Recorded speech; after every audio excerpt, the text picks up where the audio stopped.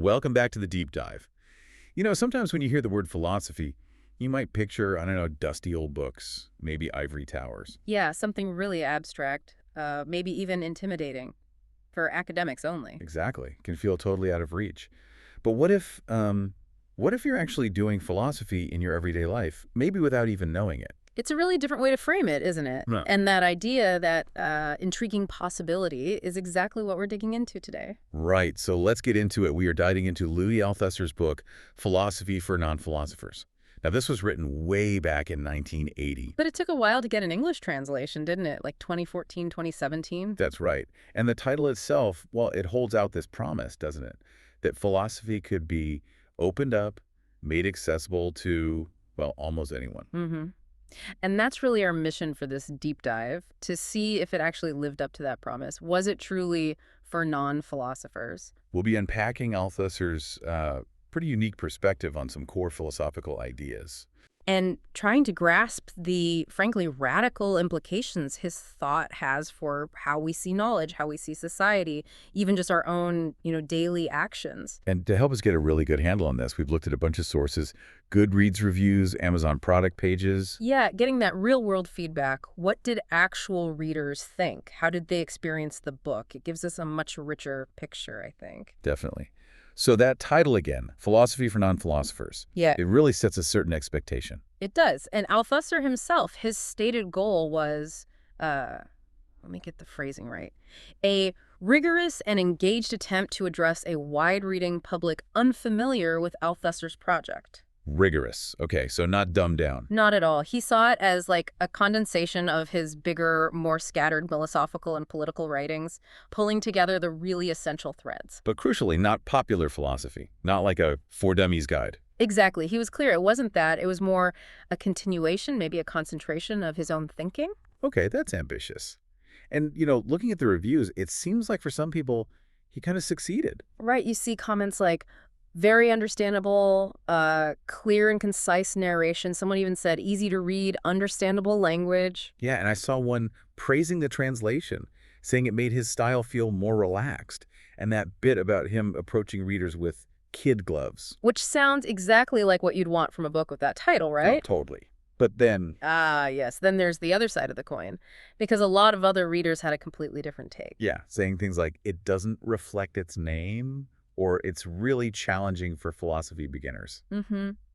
Words like upper register language, difficult texts, too many terms, those came up quite a bit. I even saw someone advising people to skip the introduction because they found it heavier going than the actual book itself. Which is, pretty telling.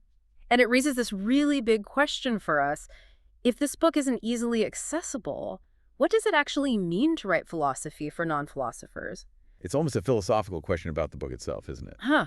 Exactly. And I think it points to Althusser's style, even when he's aiming for clarity, that inherent radicality, as one source put it, it's still there. So maybe it was simpler, but simpler for Althusser compared to his other stuff. That could be it. Simpler in his terms, maybe, but still pretty complex if you're coming to it cold. Right. So, okay, accessibility aside for a moment, what were the big ideas he was trying to get across here?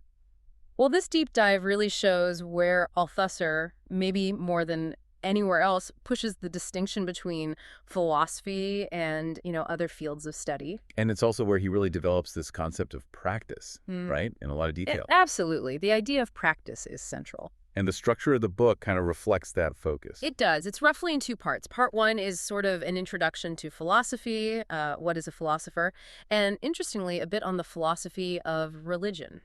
Religion early on. Any thoughts on why? Well, I suspect he's laying groundwork there, maybe to critique how certain belief systems, certain ideologies shape how we see the world, which ties into his later points. Okay, makes sense. And part two. That's where he really dives deep into abstraction and practices. He looks at different kinds: production, psychoanalytic practice, political, artistic, philosophical practice itself, and ideology as a practice. Wow, okay.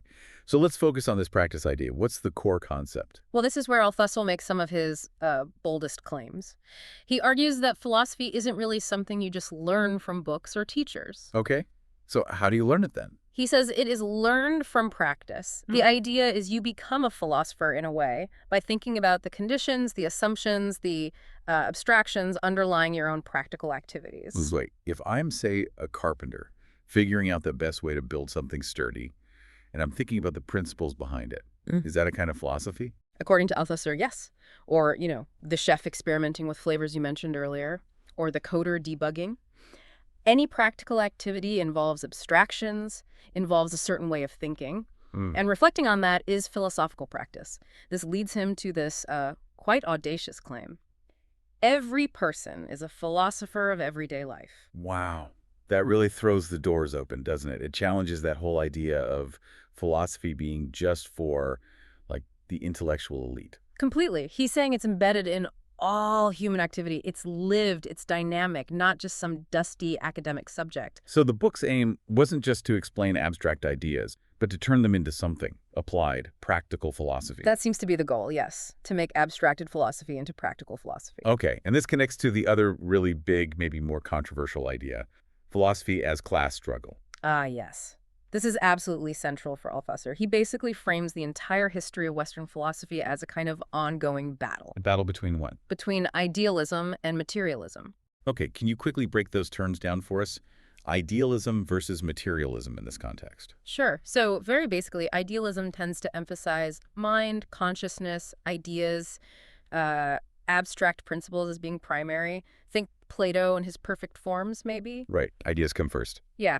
Materialism, on the other hand, stresses the physical world, economic conditions, social structures, material reality as the foundation that shapes thought and society. Okay, so Althusser sees philosophy's history as a fight between these two basic viewpoints. Exactly. And he takes it a step further.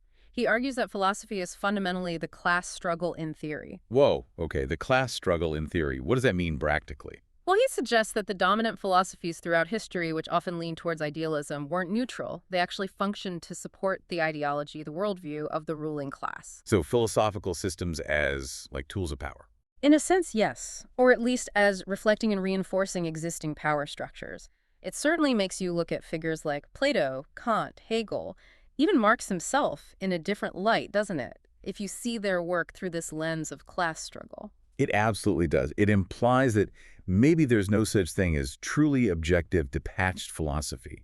It's always positioned somewhere. That seems to be his implication. It reminds me of that quote someone mentioned from Paul Nizan about philosophers being like watchdogs. Yes, the idea that they might serve the dominant ideology not by actively arguing for it, but sometimes just by staying silent on certain critical things. Yeah, that's quite a thought. It is, and what Althusser does is connect all these seemingly separate practices, scientific, ideological, political, showing how they're all interlinked, all influenced by each other, viewed through this lens of practice and ultimately class relations. He's connecting the dots between ideas and the real-world conditions they emerge from. Exactly. Ideas don't just float freely, they're tied to specific social, historical contexts. So wrapping this up, why does this book, Philosophy for Non-Philosophers, still matter today, even with the debates about its accessibility?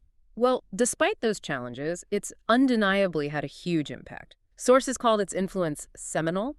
Thinkers like Rancière, Badiou, Balibar, Uzek, they've all engaged deeply with Althusser's ideas. So its influence is still being felt, even among people who might critique parts of it. Absolutely. It shows the lasting power of his thinking. And I think doing this deep dive encourages you, the listener, to think critically. Critically about what, specifically? About the assumptions underlying any field. It challenges that notion of purely objective, detached knowledge. It pushes you to look for the hidden currents, maybe the power dynamics shaping how we understand things. Okay, so it's about questioning the foundations. Right. And that leads us to our final provocative thought for you to maybe chew on. Let's hear it. If Althusser is right, or even partly right, if philosophy is fundamentally tangled up with class struggle and social power, and if everyone is, in some way, already a philosopher through their daily practice, Then the question becomes, what exactly is your philosophical practice? And maybe more pointedly, whose ideas, whose worldview are you unknowingly supporting or perhaps challenging through that everyday practice?